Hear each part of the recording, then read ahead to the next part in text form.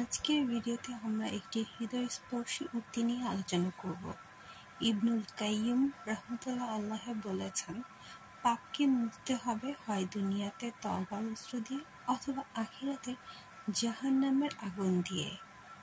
এই বাক্য আমাদের মনে করিয়ে দেয়, পাপ নিছক একটি কাজ নয়, এটি এমন একটি বোঝা যা আমাদের আত্মাকে কলুষিত করে এবং আল্লাহর নিকট থেকে দূরে সরিয়ে দেয়।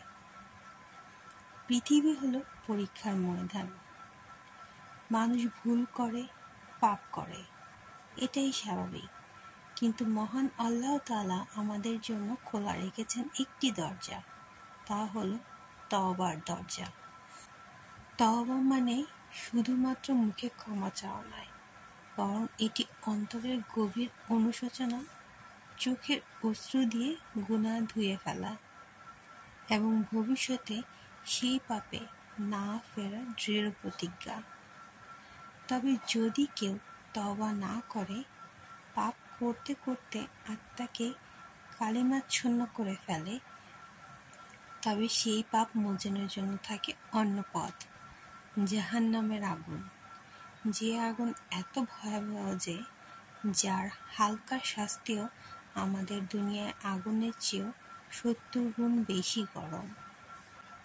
আল্লাহ সুবহানাহু ওয়া তাআলা বলেছেন, হে ঈমানদারগণ, তোমরা আল্লাহর নিকট তওবা করো, খাঁটি তওবা।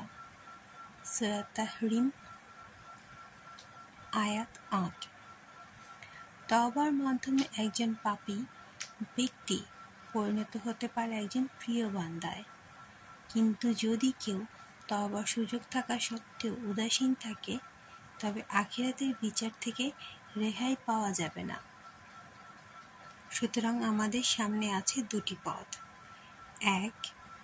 আজই, এখনই অন্তরের গভীরতা থেকে খাঁটি তওবা করে পাপকে ধুয়ে ফেলা। ২. অথবা চুপচাপ পড়ে থাকা, যার শেষ গন্তব্য হতে পারে জাহান্নামের ভয়াবহ আগুন। পাপ করে ফেললে হতাশ হওয়ার কিছু নেই, বরং সেই পাপ নিয়ে আল্লাহর দরবারে ফিরে যাওয়াটাই মুমিনের গুণ।